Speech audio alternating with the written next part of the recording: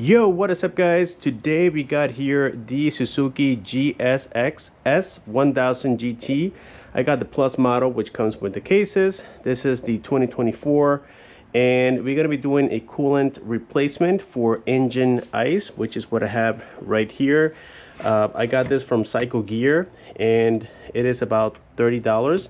I got two of them because he uses 2800 milliliters, which is 2.8 liters. And each container here comes with 1.8 liters. So yes, you're gonna need two of them, especially if you want to flush it. Now, I've used this on other bikes before, and that's why I'm a fan of engine ice. It has worked, and I have seen that, in fact, it does reduce the temperature to about 20 degrees Fahrenheit, which is quite significant on bikes, as we know. Here is the leftover, just to prove it to you guys, that I had from my previous bike. I ordered this from Amazon, but it is about the same price everywhere. So we're going to be using this little bit first and then adding the fresh one here. So yes guys, all you're going to need is some pry opening tools, just in case. This tiny Phillips screwdriver, I'm using it to push in the pins that we had to remove on this bike. We have a size this is a size 5 and a size 4 elongated Allen style sockets, and then we have two sets of pliers, and I happen to have an impact wrench, but if you don't have one, you can just use a regular ratchet like this and it should work fine. Or even if you don't have this type of Allens, you can use the L-shaped ones and they work just fine, guys. So with that being said, you're also going to need a tray to empty your coolant and a funnel as well. So the first thing we're going to do here, guys, is hook up the size number 4. Okay, and then we have to remove 1, 2, and 3 Allen screws. All right, so for the clips, we have one on the inner side here. It's going to be towards the right side. It's right next to the fairing, pointing sideways. So you had to remove that one. In order to do so, you had to push in the middle, and then with your nails, or you can use the pry opening tool that I showed you guys before, and remove it. So basically all you do is that, and then they come right off, and then when you're done, just pop it out so that when you put it back in, you can push that little middle pin and it locks it in place. So we're gonna have about 4 more of those, so it's a total of 5. We have 3 of them, or 4 of them, excuse me. We have 4 of them along the side here. We have 1 here, we have a second one here, a third, and a fourth is going to be right below this area here. There's one below the headlight, but that one is not to be removed. It's just going to be the one right here on this corner, guys. I'm not sure if you can see that, but all you have to do is just push them and they come right out. It's super simple. And if they give you a hard time to remove, then you can use the pry opening tool that I showed you guys before.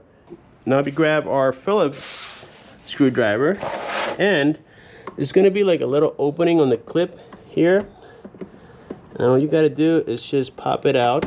There's one on the middle and then one at the bottom. So we have this one, which should be almost out here in a second. Let's see. There we go. We got this one out, and there's an identical one right at the bottom here. It's kind of hard to see, but it's right in there. And bam, it just came out. So we have these two guys. Now all we have left is just these two number 5 screws. Let's take those out. There's one. These are both identical as well, so you don't have to worry about separating them. And now we should be all set to remove it. I believe you had to push it forward a little bit, or backwards, sorry. You had to push it backwards and just wiggle a little bit. Here's your turn signal harness. Just push on the little pin right here and it comes right out, as you guys just witnessed.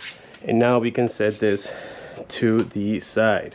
Okay, so the reservoir is located at the bottom here. We have one Allen screw right there, and I believe this is a size number 5. Yes, it is.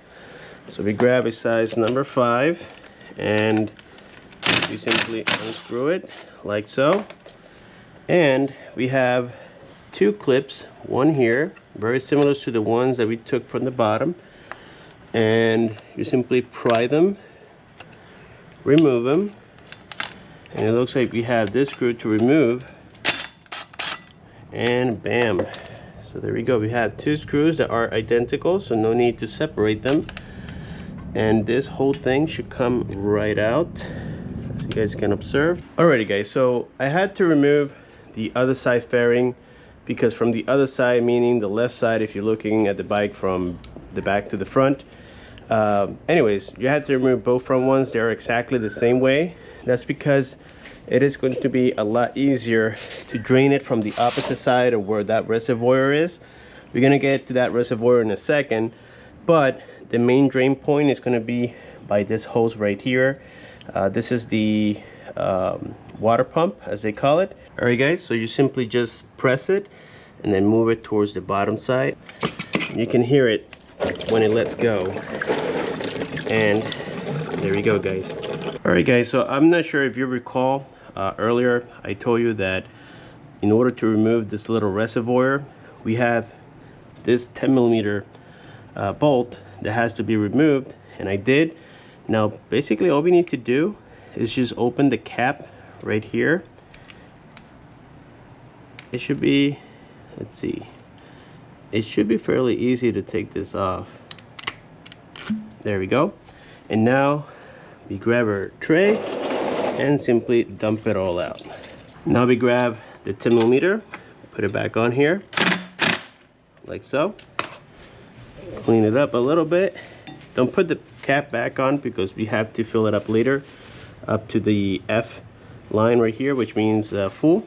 And now I'm going to add a little bit of the leftover that I had. First I'm going to start the bike so that the pump continues draining everything out, and then I'm going to add some of the coolant that I had left from my older bike, just so that it rinses everything out, and then we're going to add the new stuff.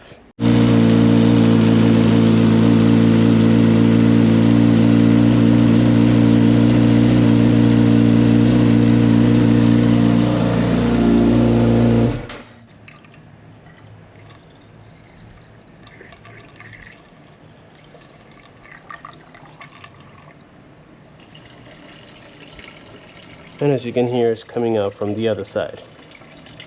To be on the safe side, I'm still going to add a little bit more from the new one, just to ensure that we have cleaned the whole system. And now it is time for reassembly, so let's put the hose back on here. Pretty good. We're going to check later for leaks.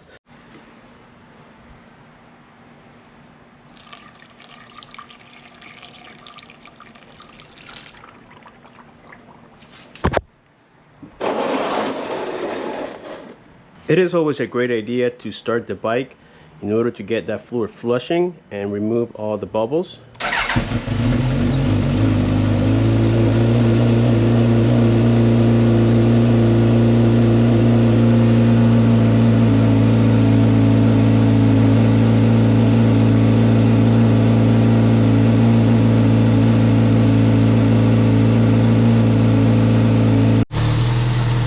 Continue the process until you see it like this, where there's no more bubbles being created. That means that all the air came out of the system. Now it is time for wiping and cleaning everything that got wet with coolant.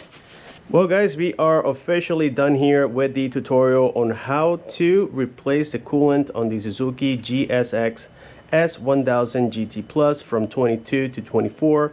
If this video was helpful, please give it a like. Also subscribe if you haven't done so. Click on the bell icon so that you don't miss future videos coming soon. Thank you for watching, and don't forget to start your bike now. Let it heat up a little bit to ensure that there's no leaks. Reinstall the fairings in a reverse manner that we did before, and you're all set.